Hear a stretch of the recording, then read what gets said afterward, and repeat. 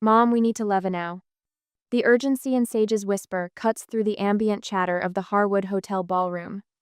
I look down to find my 15-year-old daughter's face pale beneath the crystal chandeliers, her fingers gripping her iPhone so tightly her knuckles have gone white.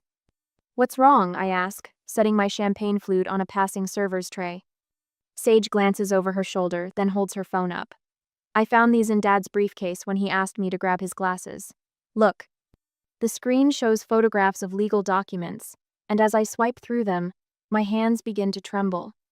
Blood rushes in my ears, drowning out the orchestra and the polite laughter of 180 guests in their evening finest. Are these? My voice falters as the words on the page come into focus. Trust amendments, property transfers, custody petitions. They're planning to give the Lake Lodge to Dad and Tessa, Sage whispers. And they want to make Rowan live with them full-time. I steady myself against the marble column, the room suddenly spinning as I process what this means. The family Lake Lodge childhood sanctuary, worth nearly $1.5 million being handed to Derek and his new wife. And my 9-year-old son effectively taken from me. The documents bear my father's letterhead. Marshall Harwood, orchestrating everything from behind the scenes. My own parents, conspiring with my ex-husband to erase me from the family legacy. The annual Harwood Hotel's gala continues around us, oblivious to my world collapsing. Across the room, I spot my father deep in conversation with Derek and Tessa. My mother stands beside them, her hand resting on Derek's arm as she laughs at something he says. Where's Rowan? I ask, scanning the crowd. Grandpa took him to show off to the board members. Sage's voice cracks. He told Rowan that someday he'd run everything. 10 years of marriage had ended when I discovered Derek's affair with Tessa Blackwell, whose family owned the private equity firm that had been eyeing Harwood Hotels for years. The betrayal had been devastating enough, but my parents' reaction had been worse subtle blame, as if I had somehow driven Derek to cheat. I'd moved the children to a modest duplex in Ann Arbor, cobbling together income from freelance textile projects and a part-time position at the History Museum.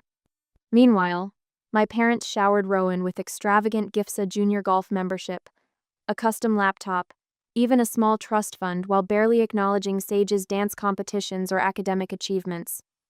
I'd told myself they just connected better with Rowan, that it wasn't deliberate favoritism. But these documents tell a different story. This isn't thoughtlessness, it's calculated exclusion. Find your brother, I tell Sage, surprised by the steadiness in my voice. Tell him we're leaving. Meet me by the coat check in 5 minutes. I cross the ballroom floor, weaving between guests until I spot Rowan standing beside my father, wearing a miniature version of Derek's tuxedo. My heart constricts at how much he resembles his father. Rowan, honey, Sage isn't feeling well. We need to head home. My father's smile falters. But Laurel, we haven't announced the succession plans yet. Everyone's expecting. We know exactly what you're planning, Dad.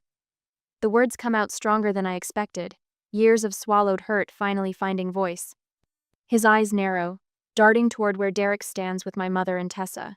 Within seconds, they've moved to stand beside him, a united front against me. The choreography of their movement confirms everything they've been planning this for months, perhaps years.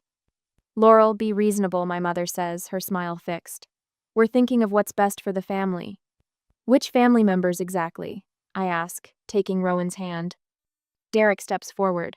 This isn't the place for a scene. For once we agree. I turn toward the exit where Sage waits, her shoulders squared despite the fear in her eyes. As I guide my children through the crowd, I feel something inside me shift. The part of me that always sought my parents' approval, that avoided conflict at all costs, begins to crumble away. In its place rises something fiercer, something protective and uncompromising. They've made their choice. Now I'll make mine. Later that night, the duplex feels hollow as we return from the gala, our footsteps echoing against the hardwood floors that need refinishing. Rowan heads straight to bed, exhausted by the night's tension, while Sage paces the kitchen, still clutching her phone. There's more, she whispers, her fingers trembling as she unlocks her screen. I took pictures of everything I found. The kitchen counter presses cold against my palms as I steady myself, scanning through each document Sage captured. My breath catches when I reach a page with my father's elegant signature at the bottom. Trust revisions, not just for the Lake Lodge but for everything. They're cutting me out completely, Sage says, her voice breaking. Grandpa's revised the family trust. Rowan gets everything when he turns 25. I get nothing. I grip the counter edge so hard my fingers ache. The implications crash over me like waves. This isn't just about property or custody. It's erasure. My daughter written out of her own family's legacy as if she never existed. Why would they do this? Sage asks, wiping angrily at her eyes. Before I can answer, a gentle knock at our front door makes us both jump.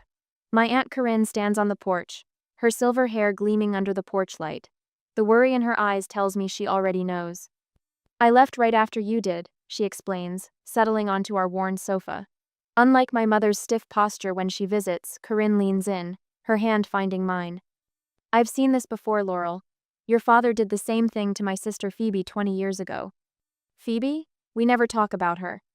The name feels foreign on my tongue, a family ghost. Corinne nods grimly. That's by design. Marshall has always been obsessed with controlling the family legacy. Anyone who challenges him gets erased.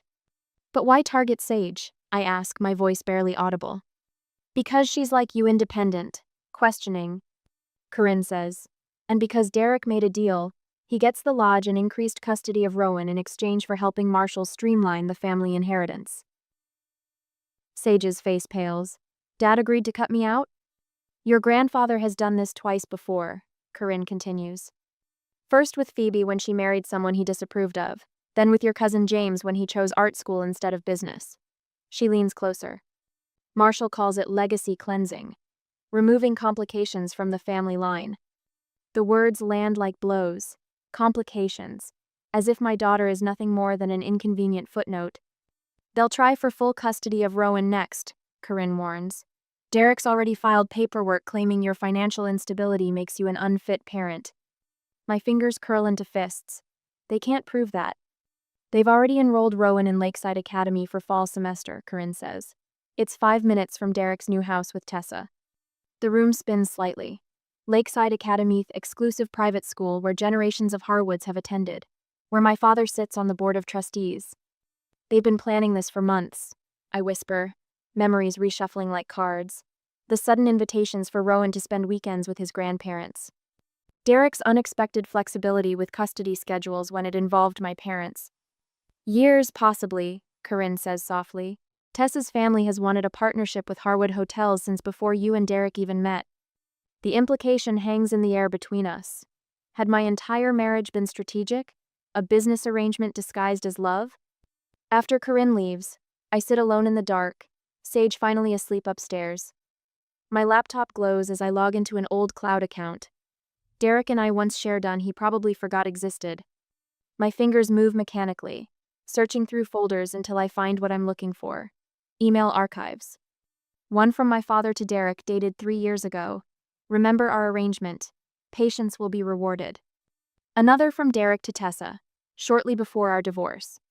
Everything's proceeding according to plan. Marshall promises the lodge and increased custody once things are finalized. My hands no longer tremble as I download and save each damning piece of evidence. A strange calm settles over me, the kind that comes when fear burns so hot it crystallizes into something harder. As I read through Derek's emails that night, I faced a critical choice: confront my parents immediately with what I'd found, or quietly build a case with legal help first. Direct confrontation might satisfy my anger, but patience might protect my children better. What would you do when those who should protect you become the greatest threat? 2 days later, the letter from Derek's attorney arrives on crisp legal stationery, the morning sun casting shadows across words that steal my breath. Emergency custody motion. Allegations of parental unavailability. Court date next month. My hands tremble as I read further temporary supervised visitation until proceedings conclude. I call my supervisor at the museum immediately. Christine, I need to take a personal day. Everything okay? Concern colors her voice. Legal issues. My voice sounds hollow, distant. My ex-husband filed for emergency custody of Rowan. The document outlines Derek's claims in meticulous detail, my erratic work schedule, financial instability, and emotional unpredictability following the divorce. What turns my blood cold is the addendum parents have submitted sworn affidavits supporting his petition. My mother's statement describes finding Rowan unwashed and wearing the same clothes 2 days in a row during a weekend visit.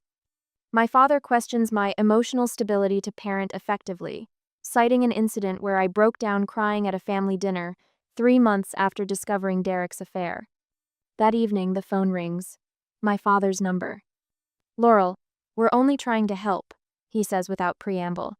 "Derek has a point about your work schedule, between the museum and your little craft projects. Textile restoration. I correct automatically, and I'm home every day when the kids return from school. Rowan needs a stable male influence. You know how boys are at this age." I hang up without responding. The next morning, Rowan's principal calls during my shift. I step into the break room to take it.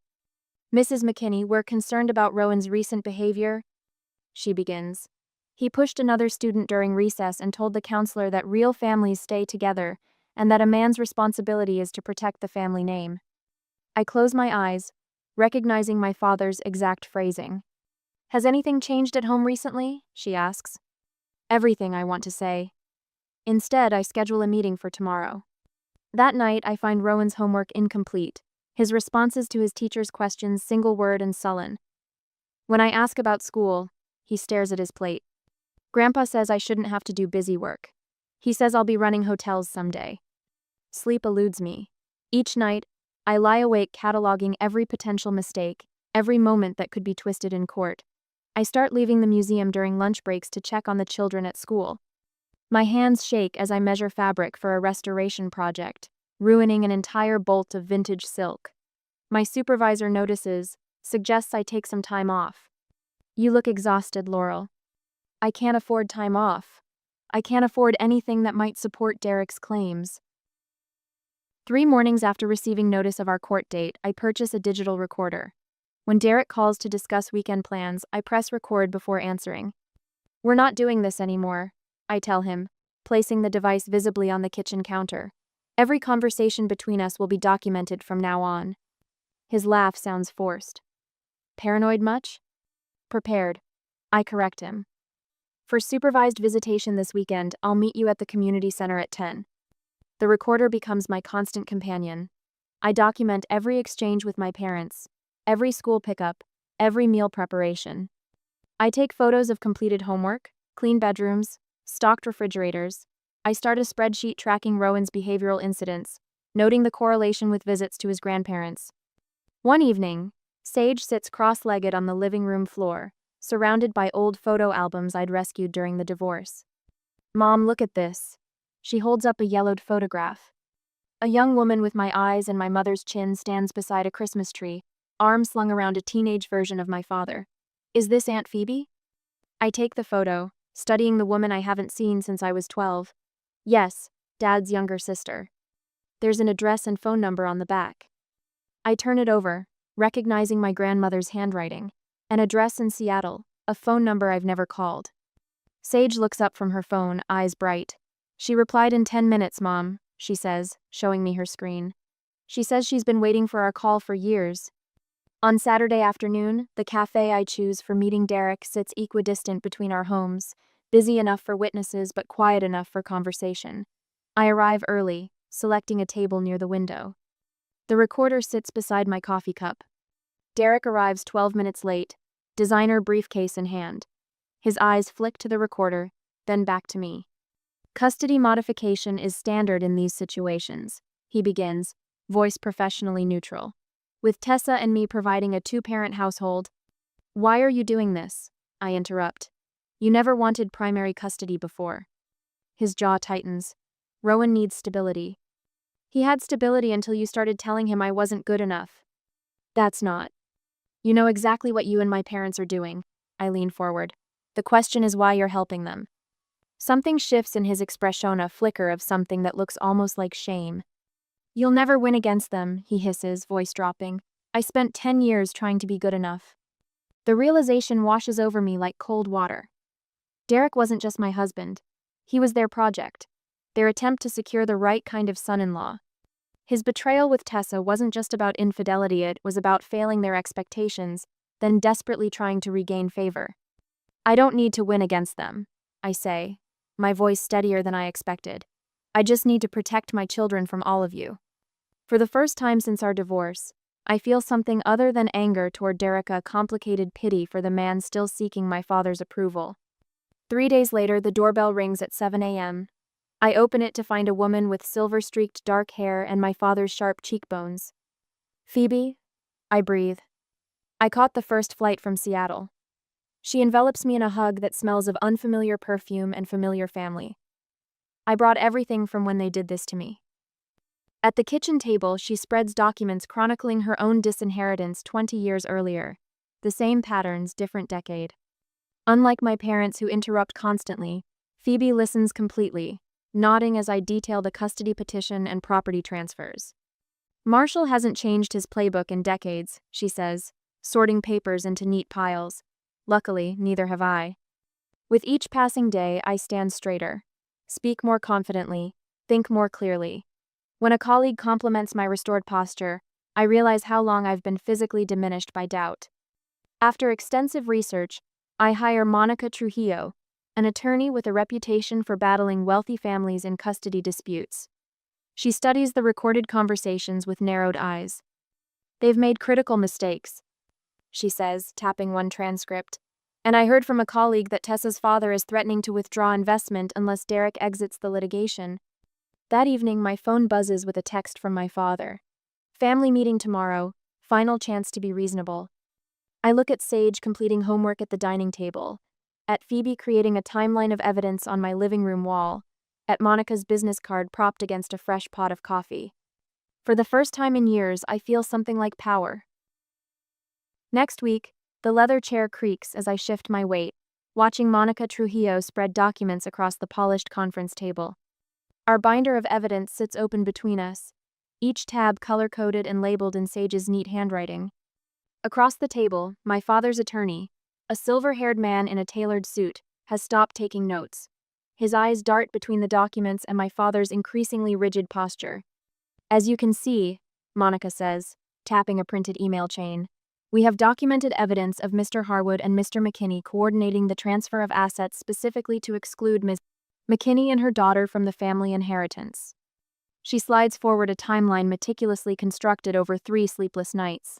This pattern began approximately 16 months ago, shortly after Mr. McKinney's engagement to Miss Blackwell. My father's jaw tightens. The conference room feels suddenly airless despite its size. Sage sits beside me, back straight, eyes fixed on her grandfather with an unflinching gaze that makes my chest swell with pride. "These accusations are absurd," Derek interjects, tugging at his collar. "Laurel has always had an artistic temperament. Since the divorce, she's become increasingly paranoid about." "About what, Mr. McKinney?" Monica interrupts, her voice cool. "About your meetings with her father to discuss how custody of Rowan might be leveraged? Or about the fact that your new father-in-law has threatened to contest your prenuptial agreement unless this litigation is resolved quickly?" The color drains from Derek's face. My father turns toward him, eyes narrowing to slits. "What is she talking about?" My father's voice drops dangerously low. Monica slides another document across the table. "Mr. Blackwell's legal team contacted us yesterday. It seems he's concerned about potential negative publicity affecting their upcoming merger." My father snatches the paper, scanning it quickly. The vein at his temple pulses as he glares at Derek. For the first time, I see uncertainty ripple across my father's face, the dawning realization that his carefully constructed plan has a significant weakness: Derek himself. "We'll need a brief recess," my father's attorney announces, gathering his notes with trembling fingers. When they return 20 minutes later, my father looks 10 years older. He clears his throat and slides a document toward me. "We're prepared to maintain your current allowance if you'll accept the new arrangement quietly. It's a generous offer, considering the circumstances." I stare at the paper, noting the amount enough to ease the constant financial pressure, to ensure Sage could attend any college she chooses, to replace my aging car. The temptation knots in my stomach, warring with everything that brought me here today. Should I take the financial security and avoid a prolonged fight? Or stand firm knowing my children are watching how I respond to injustice? My thoughts are interrupted as the conference room door opens. Aunt Phoebe walks in, looking remarkably like my mother 30 years ago. Her presence sends a visible shockwave through my parents. "I believe I'm expected," she says, pulling out a chair beside me. My mother's face crumples. Phoebe, you don't understand. Actually, I understand perfectly. Phoebe opens her laptop. In 2003, you and Marshall orchestrated nearly identical legal maneuvers to remove me from the family trust. You claimed my lifestyle choices made me unfit to participate in the family legacy. She turns her screen toward the attorneys. I've documented every incident spanning 3 decades, including the disinheritance of Cousin Martin in 1996 for marrying someone you disapproved of. Monica stands, adding, "This establishes a clear pattern of manipulative control through financial means. Given these findings, we're prepared to pursue a fiduciary breach lawsuit unless a fair settlement is reached today." My father's attorney leans over, whispering urgently in his ear. The confident patriarch who ruled our family with absolute authority for 40 years suddenly looks cornered. "We only wanted what was best for the family name," my mother says, tears spilling down her cheeks. She reaches for a tissue, her perfectly manicured hands trembling.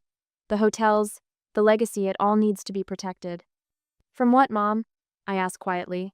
"From me? From Sage?" "From mistakes," my father answers, but his voice lacks its usual conviction. His shoulders slump forward as Monica mentions potential tax implications of the trust manipulations. After a hurried conference, my father's attorney suggests moving to the mediation room to discuss settlement terms. As we gather our materials, I catch Derek checking his phone anxiously, no doubt receiving pressure from his new father-in-law. The walls are closing in on them, just as they once did on me. The difference is, I've learned to stand firm when what matters most is at stake. For the first time since this battle began, I allow myself to believe we might actually win. Marshall Harwood leans forward in his Italian leather chair, manicured fingers splayed across the polished conference table.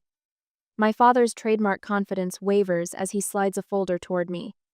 "A reasonable compromise," he says, his voice steady but his hand trembling slightly. "Sage receives a modest trust. You and Derek share the lodge, with his family having primary usage rights. This preserves everyone's dignity."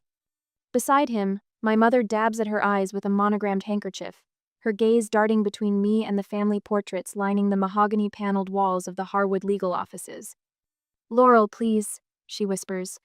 "Your artistic talents are wonderful, but business matters require different capabilities." Derek checks his phone for the 3rd time in 5 minutes, his jaw clenched tight. The alliance is fracturing before my eyes. Monica Trujillo, my attorney, remains silent beside me. We anticipated this, their last desperate gambit before total surrender. "And Rowan?" I ask, though I already know. "He'll benefit most from Derek's guidance," my father replies. "The boy needs stability, structure, male influence." I absorb the familiar sting of these words. For years, they've been the background music of my life, the subtle message that I was somehow less than, incomplete, inadequate. But today, that music stops. I open my own leather portfolio, removing a document bearing the Harwood Trust Company letterhead. Monica had found it through Discovery, the smoking gun we needed. "This is an independent evaluation of my financial management since the divorce," I say, sliding it across the table. "Conducted by your own bank, Dad." My father's eyes narrow as he scans the document. "I've outperformed your selected financial advisors by 11%. I continue, my voice gaining strength with each word. "I've maintained perfect credit while establishing my business and providing for my children's needs on a fraction of what you consider necessary income." I place a second document beside ITT profit and loss statement from my textile business, now supplying custom work to 3 museums and a small but growing online clientele. "I'm not accepting crumbs from my own family table," I say, meeting my father's gaze directly. "My children deserve their birthright, both of them, equally." The conference room falls silent except for my mother's uneven breathing. On the walls around us, generations of Harwoods stare down from their portraits, stern patriarchs and proper matriarchs who built the hotel empire from a single roadside inn in 1937. I reach into my bag and remove 3 framed photographs, placing them carefully on the table. Sage's latest dance competition portrait. Rowan's school picture, his smile missing 2 teeth. And between them, a faded photograph of a young woman with my mother's eyes and a hesitant smile. "Aunt Phoebe," I say simply. My mother gasps, her hand reaching toward the photo before my father catches her wrist, pulling it back. But I've seen what I needed to see, the reflexive love. still there after all these years of enforced silence. For 40 years, you've decided who belongs in this family. I say, my voice quiet but firm. You erased Phoebe when she married someone you disapproved of. You've been systematically erasing Sage because she reminds you too much of her. And you've been grooming Rowan to become the son you never had. My father's face hardens. This melodrama is... Today, that power ends. I interrupt, something I've never dared to do before. These are my terms. Equal trusts for both my children. Full title to the lodge. Public acknowledgement of your manipulation. And supervised visitation with my children, yes. Supervised until you demonstrate you can respect their mother and treat both children equally. Derek stands abruptly. This is ridiculous. We're not agreeing to... Tessa's father called me yesterday. Monica interjects smoothly. He mentioned he's prepared to withdraw all financial support if this litigation continues. Something about protecting family reputation? Derek's face drains of color as he sinks back into his chair. My father's eyes dart between us, calculating rapidly as the foundation of his plan crumbles. For the first time in my life, I see something unfamiliar in his expression: defeat. 30 minutes later, I watch as he signs the agreement, his fountain pen scratching across the paper with angry precision. Derek leaves without speaking, his shoulders rigid. Later, his attorney will contact Monica to accept 12 months of supervised visitation, citing travel commitments as the reason. As I gather my belongings, my thoughts turn to Rowan. How will I help him understand what's happened without damaging his relationship with his father? The question weighs heavily as I sign the final documents. When I step into the lobby, I find my mother waiting alone, clutching Phoebe's photograph to her chest like a precious artifact. Is she happy? She asks, her voice small and uncertain. The question catches me off guard, not accusation or defense, but genuine concern. For the first time, I see my mother as she truly is, a woman who allowed fear and control to cost her a daughter. I hesitate, balancing truth against mercy, wondering if some wounds can begin healing even after decades of neglect. A year later, the sunlight streams through leaded glass windows, casting honeycomb patterns across my new living room floor. The Craftsman bungalow sits just 6 blocks from the museum, with enough space for each of us to breathe. I run my fingers along the oak banister, still marveling that this place is truly mine. Where does this box go? Sage calls from the entryway, hefting a carton labeled Family Photos. Living room bookcase, I answer, watching as she navigates around Rowan's scattered Legos. We'll sort through them tonight. The lodge sold for nearly $2 million more than Marshall's valuation. The irony doesn't escape me. Derek's manipulation backfired spectacularly when Tessa's father learned the full story and made a generous offer through a subsidiary company. The proceeds funded this home, college accounts for both children, and seed money for Harwood Heritage Textiles, my now thriving business creating custom fabric installations for boutique hotels. I no longer check my phone for messages from my parents before making decisions. Our family photos now include Aunt Phoebe, her wife Clara, and their twin boys. Instead of seeking approval, I sign contracts and negotiate terms with my own signature. The trembling in my hands has finally stopped. 1 year after the mediation, I host Sunday dinner. Not in some sterile hotel banquet room, but here in our home, filled with the scent of rosemary chicken and fresh-baked bread. The museum display lacks proper historical context. My father announces, scrutinizing the invitation to my textile exhibition propped on the mantel. I should speak with the curator about their obvious oversights. My mother nods. We could provide more appropriate sponsorship if they'd just... Dad? I interrupt, my voice quiet but firm. The exhibition celebrates women textile artists who built businesses during economic downturns. The curator and I have worked on this concept for months. Your input isn't needed. He blinks, surprised by my directness. Well, I only meant... I know exactly what you meant, I say, placing my hand on Rowan's shoulder as he enters with dessert plates. And this visit is now over. Sage will walk you to your car.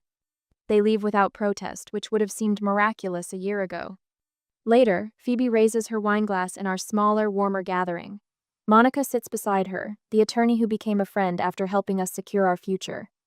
To the family we choose, Phoebe says, and the boundaries we protect. Rowan, who's been quieter since therapy began, looks up from his plate. Aunt Phoebe, Did Grandpa always try to control everything even when you were kids?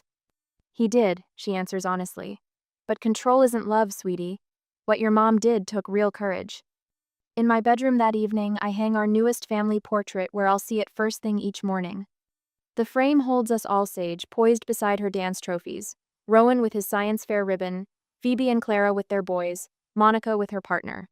My hands remain steady as I adjust it to perfect level. On my dresser sit tangible signs of our new path. College brochures for Sage, who graduates in 2 years. Rowan's therapy progress notes showing steady improvement. The museum's invitation to exhibit my textile art in a traveling collection. As I arrange our new family photos, I wonder whether true forgiveness means allowing toxic people back into your life or simply finding peace with their absence. Is maintaining relationship with difficult family members worth the cost? Or is sometimes the healthiest legacy we can create one that begins with us?